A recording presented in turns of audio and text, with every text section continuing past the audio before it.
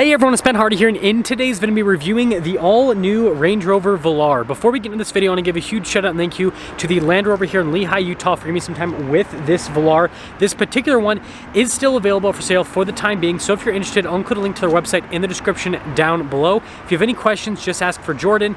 And then on a side note, if you want to save time and money the next time you purchase a car, link to my car buying guide in the description down below. Let's get into it.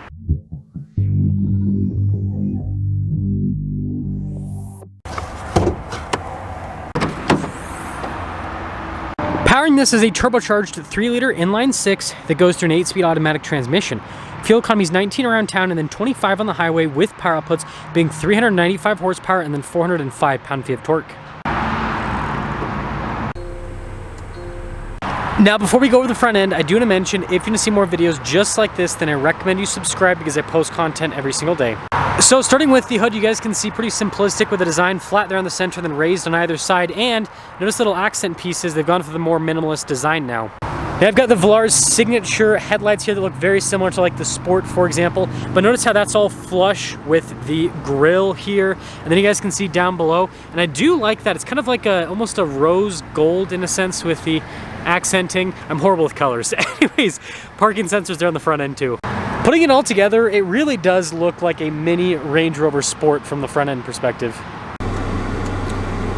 Come around the side here, tire and wheel setup is 265, 40, 22 in the front and over in the rear. And then you guys can see here with the design, you've got the silver there on the top, metallic gray there in the center. I really like the look of the fender here for some reason. I don't know why, but it looks cool. And then you guys can see this accent piece along the side here, pretty flush overall. We've got the pop-out door handles as well, and then all the trim has been blacked out. And then here is the full side view with the Velar, and those wheels, they pop out quite a bit. So here's a key fob. We have our unlock function, lock function, the button to turn on the lights, and then that's to open up the hatch. And then we've got the Land Rover logo there in the back. Now popping into the cargo area, you guys can see we have a cargo cover built in from the factory. We've got a 12 volt here off to the side. And of course we have all of our goodies that come with this brand new, and spare tire underneath. And then I also like the look of this on the other side. It looks pretty cool. When you're all done, just press that button right there and that will lower the hatch right back down. Now I've got the taillights that are unique to the Velar. Notice it says Range Rover there in the back, and then you have your smaller Velar badge off to the side, and then more parking sensors here at the bottom. So let me know what you guys think about the style of the Velar, but definitely has that cool, sleek Range Rover design. Now taking a look at the door panel, you guys can see soft touch here at the top and then also down below as well, and I love the wood trim there that's kind of like recessed into the panel. And then we got our window control right here, and then the handle actually looks pretty interesting. And then we have these leather seats you can see perforated all down the center portion. You do have some power adjustments here for the seat, which is nice. And there you go. Legroom back here is really good. We've got a storage pocket. We've got some vents here in the back, heated seats down below, a bunch of charging ports as well. And then headroom back here is also really good. And of course, Range Rover puts a cup holder armrest in this, the most important feature of the car. Now taking a look at the front door panel, you guys can see again soft touch here at the top, and then you've got the nice leather trim down below, and then again the handle just like in the back. Also, we do have blind spot monitoring in the mirrors, and then same design with the wood trim here, and then the leather padding down below. All of our window controls here, we've got our mirror adjustments, memory seat functionality as well. And then here's the front, so you guys can see the stitching there on the headrest, and then notice perforated all down the center. And then we have all of our adjustments here on the side for the seat. And then I do love the look of the pedals in the Range Rovers. I think they're both like practical, but they also look premium. And then you've got that to open up the hatch. And then yeah, look at this on the dash, really nice as well.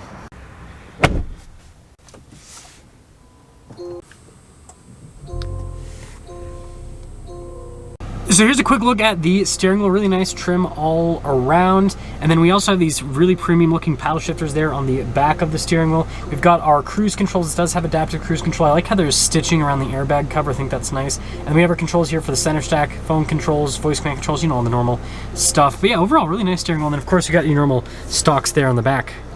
We've got this full digital gauge cluster here in the center, and I have all these different menus I can scroll through. I can also change kind of how the gauge cluster looks, and then also the information that it provides.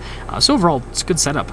So in reverse, we do have a backup camera with trajectory lines that turn with the steering wheel, and resolution on the camera overall is really solid. And this leads us into the infotainment system because there are some meaningful changes. So first off, response time is great. Still have a lot of the tabs that you had before. We have this shortcut tab as well. So like for the heated and ventilated seats, the drive mode select, right? And it's all really responsive. And you know, this is important because like pretty much all the controls are now in the infotainment system, because again, Land Rover is going towards like a minimalist design with all of their vehicles.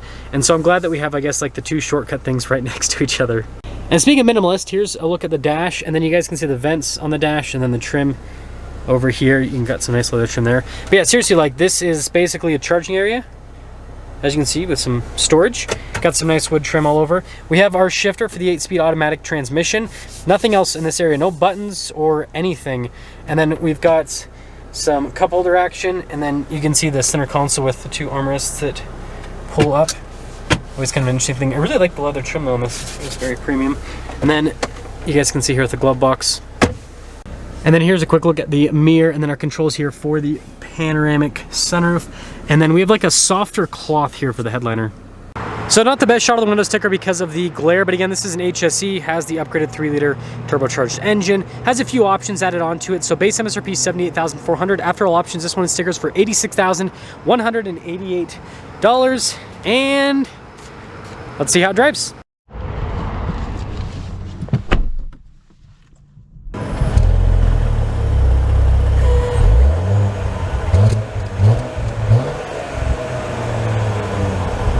Well, let's talk about visibility before we set off. Here's visibility of the hood, and hopefully you now see the heads-up display. Both the mirrors just do have blind spot monitoring, and throughout the rest of the rear, and there's even leather on the headrest back, which is usually plastic in most cars. That's what shows you the fanciness of the Velar here.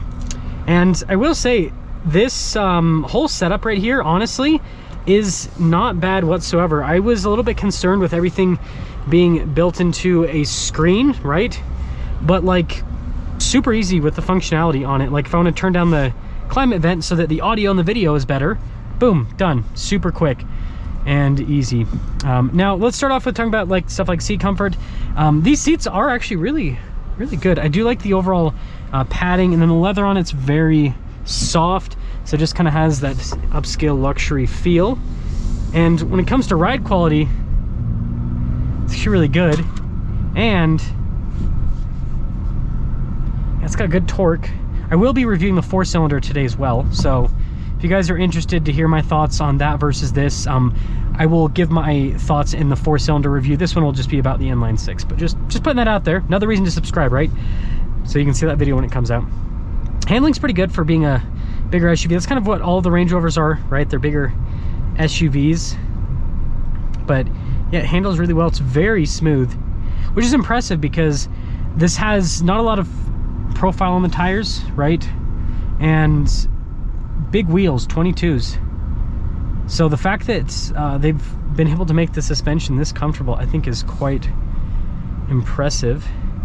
And yeah, overall, I do like this infotainment system setup. Obviously, we've got a similar system in our Defender, but this is just kind of like slightly updated. And so yeah, I don't know, I like the overall look.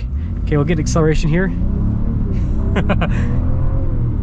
Got this inline 6 in our Defender, and well, I can tell you in the Velar it feels quite a bit punchier because, well, it's a smaller vehicle with the same amount of power. It actually sounds a little bit different too, but that's because we have the snorkel there. It's just interesting to see. Yeah, I really like how this drives. It's very cozy, if that makes sense. Which is kind of a weird way to describe a vehicle, but I feel like that's a good way to describe Range Rovers, is they just have like this cozy feel to them. And so yeah, that'll get me into summing things up here with the Velar, and we'll go over these little, it's not like the best, you know, suspension test on the planet, but going through these little dips here just to kind of see how these suspension handles with a little bit of compression. Better than nothing, right? Auto stop start's pretty seamless, by the way. Yeah, it does a pretty good job. Yeah, so they've done a good job with the suspension tuning on this. And I like the steering. It's light, but it's like direct enough. It's a really good balance overall.